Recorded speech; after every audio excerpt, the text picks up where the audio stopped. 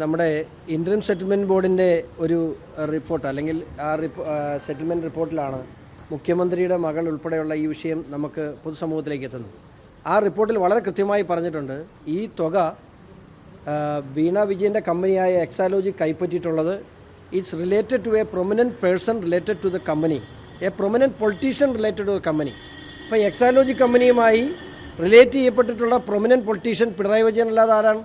പിന്നെയുള്ളത് റിയാസാണ്. അദ്ദേഹം ആ കാലഘട്ടത്തിൽ വീണ വിജയനുമായി യാതൊരു ബന്ധമില്ല. അപ്പോൾ ഇത് കേരള സംസ്ഥാനത്ത് തന്നെ നടന്നിട്ടുള്ള ഏറ്റവും വലിയ കൊള്ള.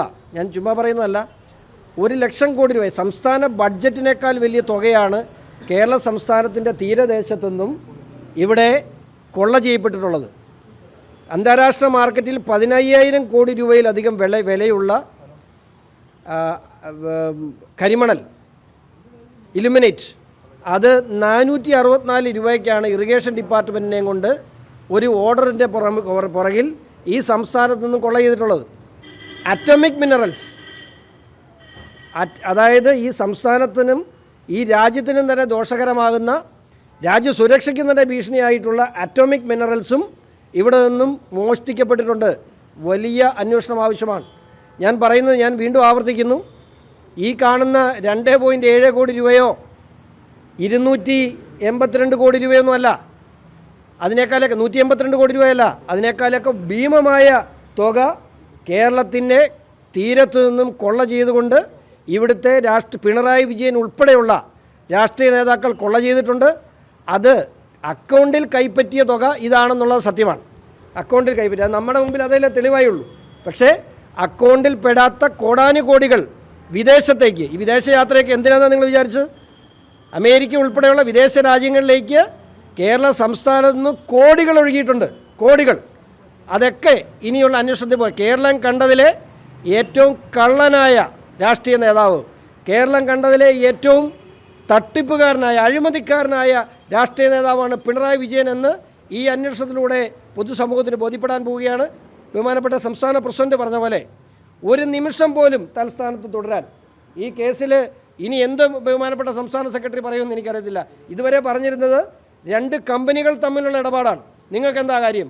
നിങ്ങൾക്ക് എന്താ അതിന് ആകുലത? 2 കമ്പനികൾ തമ്മിൽ ഇടപാടാണ്. 2 കമ്പനികൾ തമ്മിൽ നടക്കുന്ന കാര്യമല്ല ഈ കേസിൻ്റെ പ്രസക്തി എന്ന് പറയുന്നത്. ഈ സംസ്ഥാനത്തിൻ്റെ ഉടമസ്ഥതയുള്ള Kerala state industrial development corporation KSIDCക്ക് 13.4% ഷെയർ ഉള്ള CMRL കമ്പനിയിലാണ് ഈ തട്ടിപ്പ് നടന്നിട്ടുള്ളത്. ആ തട്ടിപ്പ് നടന്ന CMRL കമ്പനിയുടെ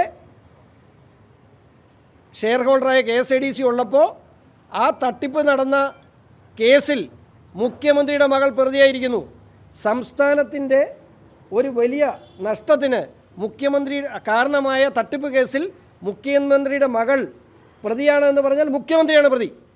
ഒരു നിമിഷം പോലും ഇനി ധാർമ്മികതയുണ്ടെങ്കിൽ, ധാർമ്മികത എന്ന് പറയുന്നത് പിണറായി വിജയനില്ല, പക്ഷേ ഈ കേസിൽ അദ്ദേഹത്തിന് രാജിവെക്കാതെ മുമ്പോട്ട് പോകാൻ കഴിയില്ല.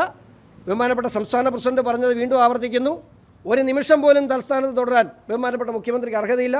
കേരളം കണ്ടതിലെ ഏറ്റവും വലിയ കൊള്ളയാണ് ഇന്ന് SFI അന്വേഷണത്തിലൂടെ പുറത്തു വന്നിട്ടുള്ളത്.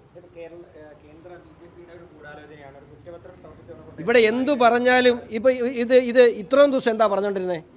CPM-ഉം BJP-യും തമ്മിലുള്ള ഗൂഢാലോചന കൊണ്ടാണ് കേസ് പുറത്തു വരിക. അന്ന് ഞാൻ പറഞ്ഞില്ലേ ഇത് കൃത്യമായ അന്വേഷണം നടക്കുന്നുണ്ട്, പുറത്തു വരുമെന്ന്. ഇനി എന്താ പറയുന്നത്?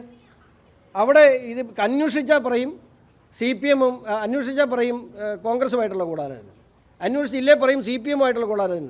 ഈ രാജ്യം ഭരിക്കുന്നത് നരേന്ദ്രമോദിയാണ്. നിങ്ങൾക്ക് എല്ലാവർക്കും കഴിഞ്ഞ 10-15 വർഷമായിട്ട് അല്ലെങ്കിൽ 10-25 വർഷമായിട്ട് ആ മനുഷ്യനെ നന്നായിട്ടറിയാം.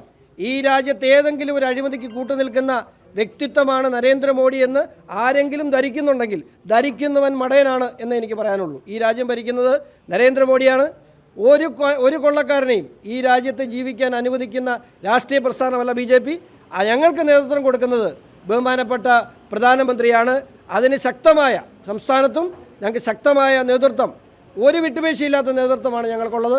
അതുകൊണ്ട് തന്നെ ഈ കേസ് എത്തേണ്ടിടത്തെത്തി അത് കൃത്യമായ നിയമ നടപടിയിലേക്ക് ചലിക്കും എന്നുള്ള കാര്യത്തിൽ ഒരു സംശയമില്ല.